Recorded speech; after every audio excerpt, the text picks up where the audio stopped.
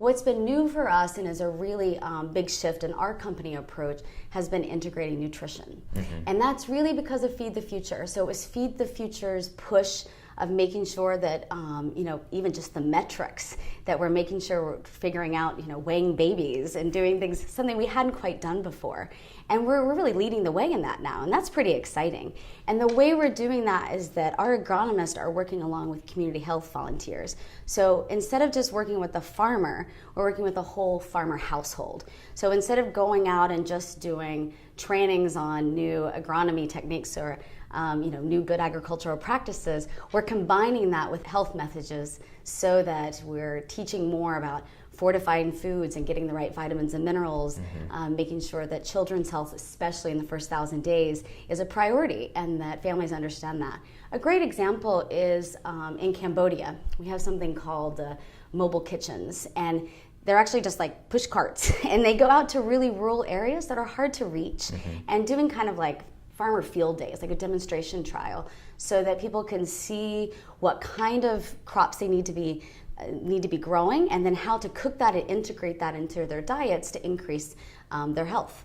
And we're seeing huge benefits of that. And that model has actually even been adapted now by the FAO in Southeast Asia. So we're seeing and trying out new things, measuring it all along the way to readapt and reconfigure and adapt what we're doing, but seeing significant progress, particularly in the integration of nutrition and agriculture. Great. So nutrition really has risen to the fore of the global agenda, particularly in the U.S. Now we have this USAID strategy, the 360-degree nutrition strategy.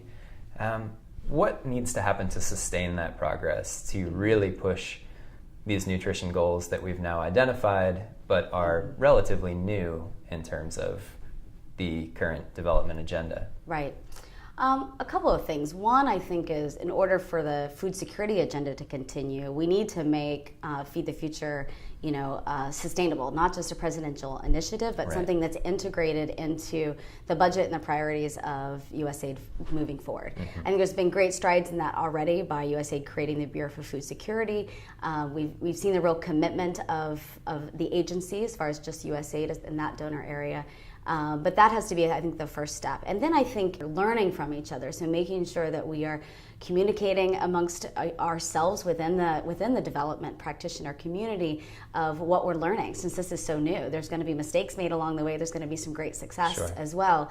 But I think we've got to come together and talk about it a bit more. Everyone agrees it's important to integrate them. No one disagrees on that. It's just the matter of how and what we're learning. So I think it's taking successes and lessons learned. We've learned a lot, especially in Honduras, of like fortifying, tortillas to make sure that, we're helping produce a processed food that's great for the local culture, but also is really increasing vitamin A. Right. But I think it's sharing that more with partners in the community so that we know what's working and what's not.